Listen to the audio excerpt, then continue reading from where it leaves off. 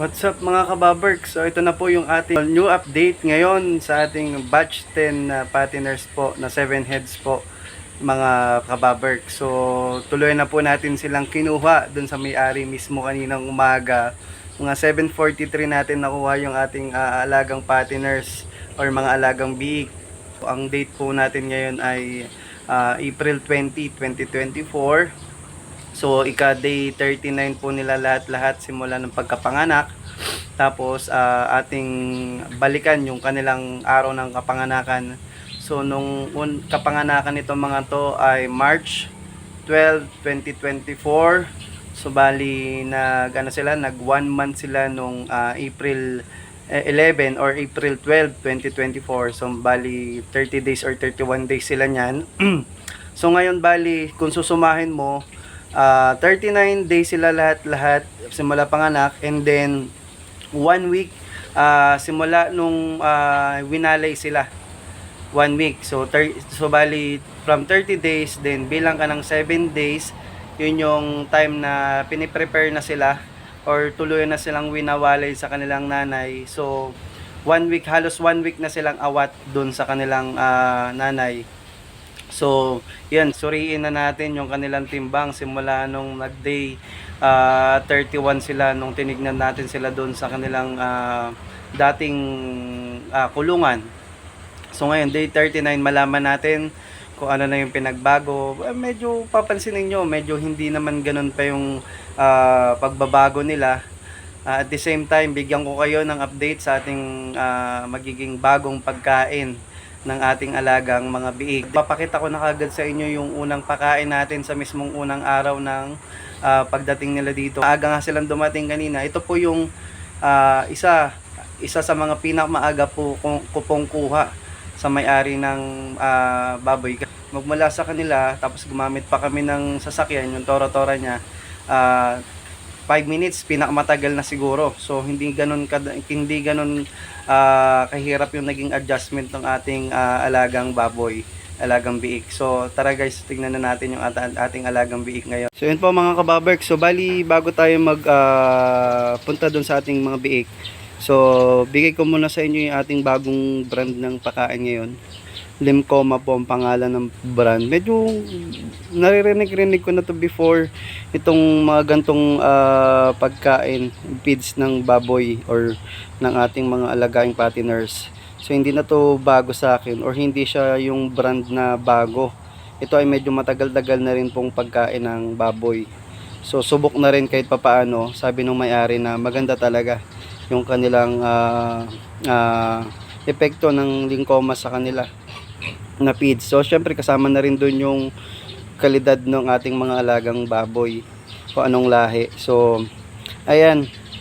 So ito po, kanina nakapagbigay na ako ng around 290 grams kanina na napakain ng pre-starter. So simula ngayon din, so medyo na rin tayo, magiging kailangan aware na rin tayo doon sa kanilang pakain ng pre-starter. So kailangan make sure natin na mamimit natin yung target na kanilang pakain sa isang buwan. So bali ngayon magta-try tayo magpakain ng pre-starter ng isang buwan ngayon. So ito na yung mga bago nating guide, mga bago nating estilo sa pagpapakain ng ating mga biik.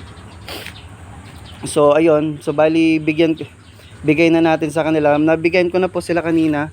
So bali ay na nga 100 grams po ito. So ito na yung timbangan natin, na wala na po yung timbang. So ayun na po, sitring natin kung papasok pa siya. So ayan, so nawala na. So pero dati kanina 100 grams. So ulit tayo, tingnan natin. So titire tayo, sample natin.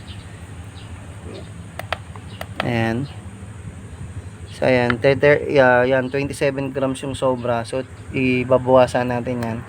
And then kukuha tayo ng 100 grams.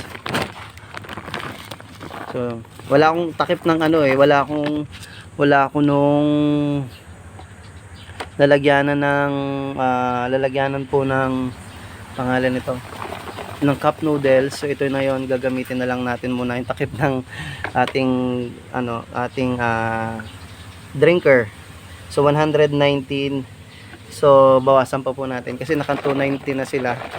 So let's say kung kailangan ng 300 grams ngayon, ngayong tanghali kasi unang pakain nila yan ngayon. So kung kailangan nila ng 300, konting-konti na lang. So at least na-meet natin yung 300. So ayan, pwede na siguro to. Ayan, pwede na yan. Ayan, so ayan, 106. So bali halos 100 grams na rin yan. So try natin ibigay uli sa ating mga alagang biik. So ito na sila mga kababerks. Pakita ko na po sa inyo sila. So ayan na po sila ngayon. 7 po yan. 7 po yan mga kababerks.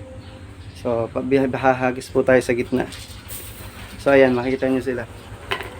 Ayan na po mga kababerks. So ayan, medyo ayan, so yung isa pa sa mga pinagkaiba sa mga alaga natin ngayon is marunong na sila kagad kumain ng dry feeds. So hindi na sila nag-adjust ng sobrang tagal. Hindi, unlike dun sa last natin na video, medyo nag-adjust po talaga ng isang araw din at kalahati yung ating mga alagang biik. So nasanay kasi sila ng pre-starter na wet feeding. So itong may-ari ng bago kong kinuhanan ngayon is mas sanay siya na pakain ay dry kahit pre-starter pa lang. Siguro yung mga booster babasain nila and then the rest ng mga ilang linggo pakakainin na nila ng booster na feeds na dry. So ayan, kaya siguro yun lang yung idea ko mga kababerks. So mga yung ating may-ari medyo manunod din siguro nito ngayon. So correct me if I'm wrong po. Ayan, sorry. Ang alam ko talaga yung mga booster, mga ilang araw lang yan nababasain and then pagkatapos nun parang medyo itatry ng pakainin ng dry, parang ganun yung aking pakiwari kasi hindi pa tayo marunong mag-alaga ng biik na galing sa inahin kasi hindi pa ako nakapag-inahin. So ayan, may idea lang tayo ng konti. So ayan, katulad nyan, pre-starter na sila, marunong na sila kumain ng dry. So ngayong tanghali ang nakain na nila halos, syempre hindi naman pantay-pantay ang kain yan, meron malakas diyang kumain. At least nasa range na ng 390 mahigit or 400 grams yung kanilang nakain ngayong tanghalian. So divide 7, mag-aano naman yan, mag-average naman yan hindi naman magkakalayo ng pagkain ng mga yan. So ayun po ang pakain natin. So mamaya uli susukatin uli natin. Sabi kasi ni ating tagapangasiwa nitong biik, kailangan yung pananghalian nila ngayon, 2 beses sila kakain ngayong araw. Isang scoop ng cup noodles na yung maliit lang. I think parang mga nasa 250 to 300 grams yun. At least sumobra tayo ng konti lang naman. Ayan, pero para makita nyo lang na marunong na sila kumain talaga. So ubos na. So around na ngayon 1 PM mga ganyan. So medyo naka-adjust na sila sa stress kanina. So marunong kaya na nila uli kumain na maganda-ganda. At the same time, hindi na ako nagpalit ng feeds para hindi na sila mahirapan. Halos kaamoy lang din to ng pre-starter na na uno feeds. Halos hindi sila nagkakalayo ng amoy gatas talaga, or maybe lahat talaga ng pre-starter na feeds mababango kahit anong brand. So ayan, tignan nyo naman po, talagang sadyang medyo malalaki ang ating alaga ngayon na biik. Sana magtuloy-tuloy ang ganda ng kanilang paglaki. So ayun mga kababerks, at the same time nagbigay na tayo ng tubig. Ayan, meron na tayong binago ko yung setup ni kanina ni sir, yung may-ari po ng kasi ayaw pong umakyat yung tubig galing doon sa kabila. Originally ito yung unang setup ni sir kanina, yung drinker ko diyan, yung may host, yung nag-iisang may host na yan sana yung gagamitin natin kanina kasi umaga pa lang sinet-up na namin yung drinker. So hindi umubra yung drinker, so ang ginawa ko, nilipat ko dito, ginawan ko lang ng paraan para kahit papaano meron silang mainuman na tubig. So importante may sila na kukuha silang tubig.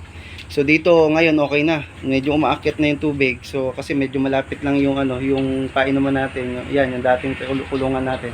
So diyan natin muna nilagay, tapos tinalahan ko na lang po muna dito mga kababerks. So ayan, ubos na nila. So, ayan, katulad niyan, ang mga batch na to ay 7 heads. Bali, ano diyan, 4 po ay babae, then 3 po ay lalaki. So, ginawa natin, yung mga 4 na babae, tatry po tayong pumili doon sa mga yon kung sino yung pwede nating gawing inahin. So, bali dito kasi sa ating mga sa ating especially pag parang medyo small backyard lang na medyo malaki-laki ng konti, medyo ang hawak na rin nilang mga inahin po ay may na rin, crossbreed na rin. At tulad nito, ang crossbreed nito ay Durox at Landrace po ang kanilang inahin, at ang kanilang barako ay large white na sa kanila din mismo galing, hindi na sila kumukuha sa labas. So para maging hindi yung malinis ba yung barako nila na gagamitin sa kanilang mga inahin. So ayun, so combination siya ng Durox, Landrace at large white. Yung large white natin ay na rin yon, siguro mga may na rin, may ibang lahi na rin siyang kasama, pero maganda-ganda pa rin po yung lahi ng barako. At malaki po talaga at malaman. Pag nakita nyo po, ay sayang hindi ko na po napakita yung video. So ayun, siguro kanina simula 7:43 ang naging obserbasyon ko ay maayos ang kanilang dumi. So ayun po, diretso buo po ang kanilang mga dumi, so walang problema. So ayan po sila. So sa gilid naman din po sila dumudumi, so hindi natin magiging problema yung paglinis kagad ng dumi nila. So sa gitna na lang tayo magpapakain. Ayun pa rin po, ganun pa rin po natin, wala pa tayong pakainan. So maybe pag yung talagang nakakuha na tayo ng budget, dagdagan natin ng pakainan ng bawat kulungan natin para meron na silang separate na kainan. So ayun mga kababerks, medyo talagang busog na sila. Talagang lagapak na. Itinry ko lang po pakitaan kayo kanina ng pakain. So ayun po. So mamayang hapon po magbibigay po tayo ng dalawang pakain na cup noodles po siguro uli. Please watch yung video natin and subscribe po tayo sa ating channel. So what's up mga baberks, ito yung huling pakain natin today. So nakadalawang kain lang sila ngayon, medyo ina-adjust pa natin, baka mabigla yung ating mga biig. So ayan, 600 grams, so 605 grams, okay na yan, wala nang problema dyan. So ibigay na natin, mukhang nagwawala na sila, baka tumalon dun sa kulungan. Ayan, medyo lumulusog pa kasi sila dun sa kulungan. Ayan, sige, try na natin silang pakainin ng huling pakain nila sa gabi. Ito po sila mga ababers. Ayan. Tabi. Okay, big.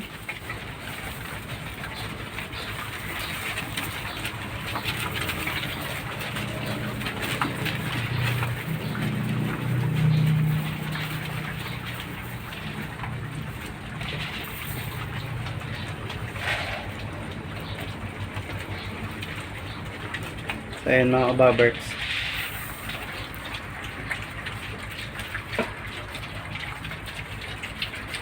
So ayan, medyo hapon-hapon na po, mag 4:45 na po ng hapon. So medyo late na tayo nakapagbigay ng pagkain, nagluto kasi tayo ng ating dinner. So okay lang po. So habol naman natin, tignan natin kung hanggang anong oras nila maubos, silang minuto. Ayan. So hindi pa nila kayang abutin yung bawat isa na 0.4 na pakain. So medyo malabo pa yon. So unti-unti natin. Actually tinry kong i-plus lahat kanina. So maabot ng isa ng 1.3, 1.2 bawat isang ulo. So nag-average ng ganyan. So yung iba siguro mga nasa isang guhit pa lang ang kayang kainin, lalo ng mga maliliit. Sa mga malaki medyo kayang-kaya ng bumakbak ng mga higit sa isang guhit. So hindi pa nila kaya yung 0.4 na pakain sa isang araw. So medyo unti-unti natin. Tinignan ko yung Lincoln na feeding guide. So nasa 36 to 50 plus days na sila. Yung range 36 to 50 plus. Nandun sila sa loob ng 36 na na age ng isang biik. So dapat 0.4. So medyo hindi pa natin kayang habulin yun, medyo mataas yun actually para sa isang biik. So nag-a-adjust pa sila. So So ayun, turo sa akin ni ano ng may-ari na yun nga, yung para malinis sila dumumi, hindi mismo dyan sa kakainan. Doon, iusog ko lahat pag yung ano, pag yung ano na, yung nakadumi na sila, pag lilinisin ko na yung sahig, ilagay ko lang doon sa sulok para alam nila na doon sila dudumi lagi. Although may mga ano dito, dumi-dumi dito, so at least nasa side lang lahat ng dumi nila. Hindi sila ano, hindi sila dumudumi kung saan saan. Wala din doon. Oh, ayan, tignan na po. So dito lang sa side na to. So okay yan, goods yan na training para sa kanila. And then itong mga biig na to dahil maaga natin kinuha. So kailangan dito ay palampasin ng 1 week bago paliguan. Ayan.